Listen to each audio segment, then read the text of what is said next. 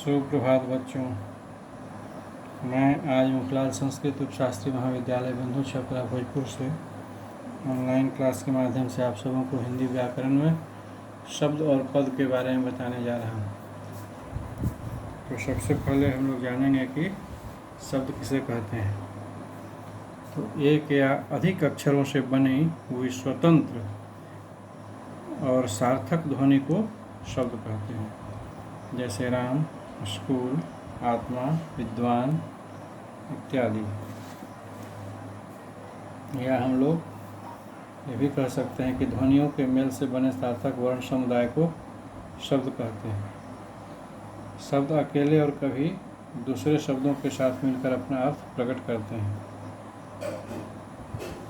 इन्हें हम दो रूपों में पाते हैं। एक तो इनका अपना बिना मिलावट का रूप है, जिसे संस्कृत में प्रकृति या प्रातिपादिक कहते हैं, और दूसरा वह जो कारक, लिंग, वचन, पुरुष और काल बताने वाले अंश को आगे पीछे लगाकर बनाया जाता है, जिसे पद कहते हैं।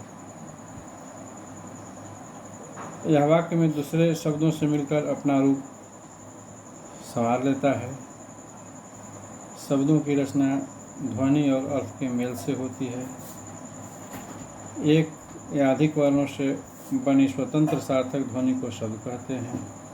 जैसे एक उदाहरण हम बताए पहले आपको, राम, स्कूल, आत्मा, विद्वान इत्यादि। अतः शब्द मूलतः ध्वन्यात्मक होंगे या वर्णात्मक, किंतु व्याकरण में ध्वन्यात्मक शब्दों की अपेक्षा वर्णात्मक शब्दों का अधिक महत्व है। वर्णात्मक शब्दों में भी उन्हीं शब्दों का महत्व है जो सार्थक है, जिनका अर्थ स्पष्ट और सुनिश्चित है। व्याकरण में निरर्थक शब्दों पर विचार नहीं होता है।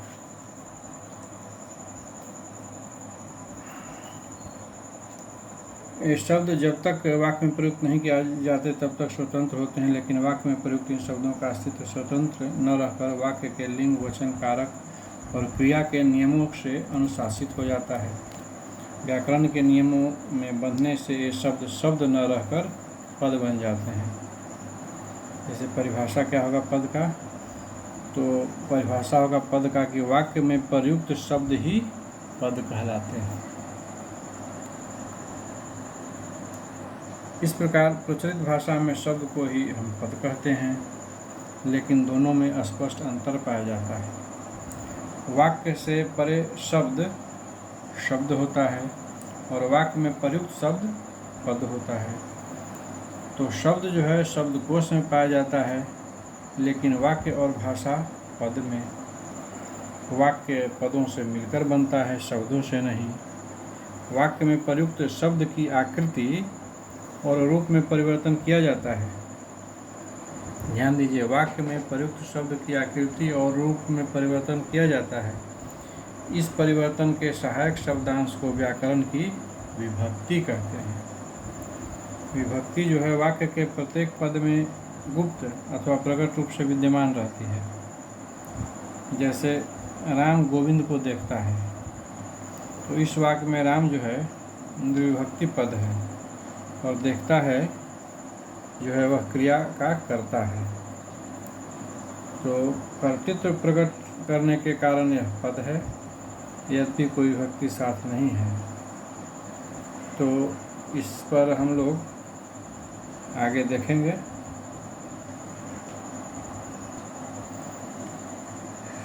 सामान्यतः शब्द दो प्रकार के होते हैं, सार्थक और निरर्थक।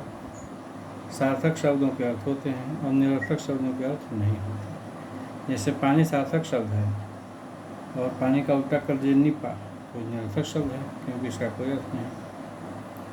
इस प्रकार भाषा की परिवर्तनशीलता उसकी स्वाभाविक क्रिया है। समय के साथ संसार की सभी भाषाओं के रूप बदलते हैं। हिंदी भी इस नियम का अपवाद नहीं है। संस्कृत के अनेक जो शब्द हैं वह पाली, प्राकृत और अपभ्रंश से होते हुए हिंदी में आए हैं।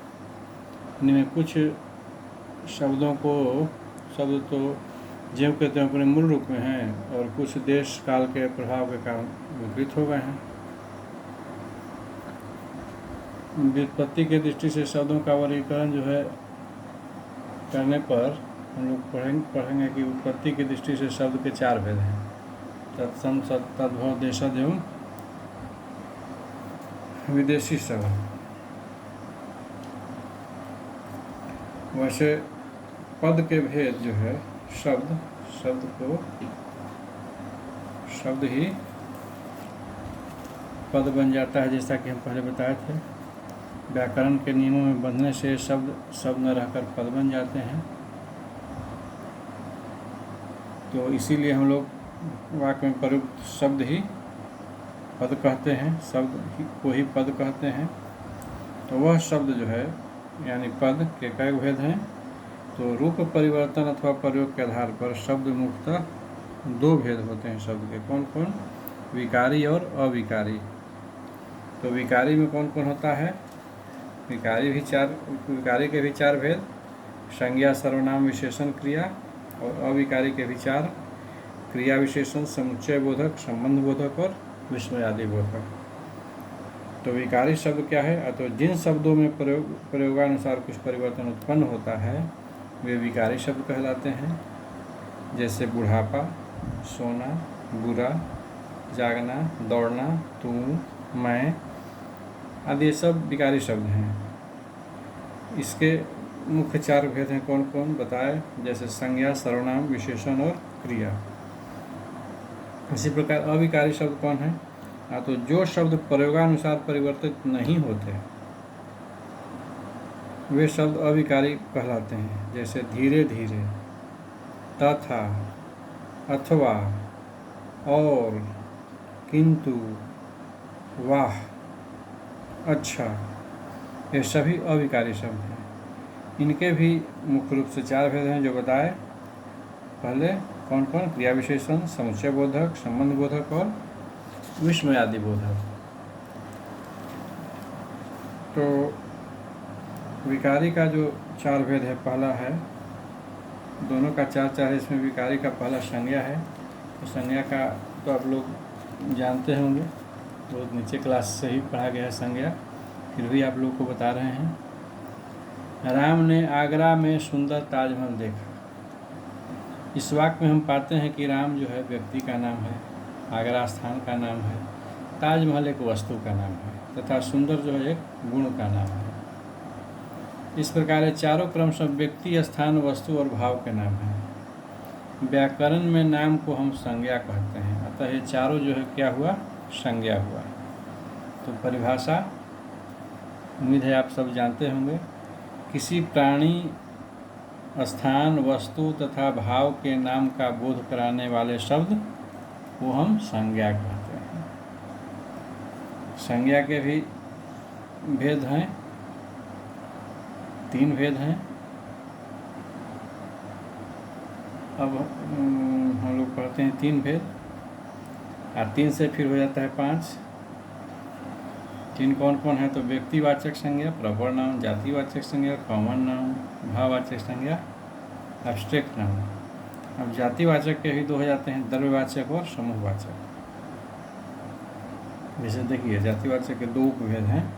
तो सबसे पहले व्यक्तिवाचक संज्ञा हम लोग देखें। जिस संज्ञा शब्द से एक ही व्यक्ति, वस्तु या स्थान के नाम का बोध हो उसे हम व्यक्तिवाचक संज्ञा कहते हैं। व्यक्तिवाचक संज्ञा जो है विशेष का बोध कराती है, सामान्य का नहीं, ध्यान दीजिए।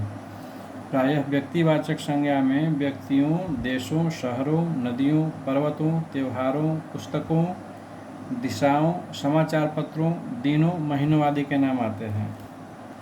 और इसी प्रकार जातिवाचक संज्ञा जो है कॉमन नाउन। इसका है क्या परिभाषा कि जिस संज्ञा शब्द से किसी जाति के संपूर्ण प्राणियों, वस्तुओं, स्थानों आदि का बोध होता हो उसे हम जातिवाचक संज्ञा कहते हैं। जैसे गाय, आदमी, पुस्तक, नदी आदि, ये शब्द जो हैं अपनी पूरी जाति का बोध कराते हैं, इसीलिए हम जातिवाचक संज्ञा इन शब्दों को कहते हैं। गाय, आदमी, पुस्तक, नदी आदि शब्द अपनी पूरी जाति का बोध कराते हैं। प्रायः जातिवाचक संज्ञा में वस्तुओं, पशु पक्षियों, फल फूल, धातुओं, व्यवसाय संबंधी व्यक्तियों, नगर, शहर, गांव, परिवार, भीड़ भाड़ जैसे समूहवाची शब्दों के नाम आते हैं। अब जातिवाचक संज्ञा के दो उपभेद हैं, कौन कौन? द्रव्यवाचक संज्ञा तथा समूहवाचक संज्ञा। तो वस्तुतः हम अंग्रेजी व्याकरण में इन दो भेदों को और बताया गया है, और इस प्रकार संज्ञा के कुल 5 भेद किए जाते हैं।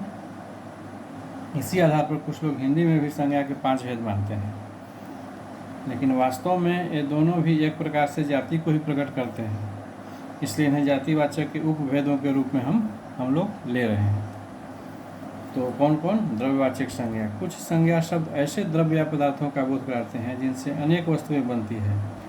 द्रव्य या पदार्थ का बोध कराने वाली संज्ञा को हम द्रव्यवाचक संज्ञा कहते हैं, जैसे स्टील, लोहा, पीतल, ये सब बोध कराते हैं कुछ के बर्तनों के लिए, प्लास्टिक खिलौनों के लिए, सोना चांदी आभूषणों के लिए, लकड़ी फर्नीचर के लिए, ऊन स्वेटर के लिए।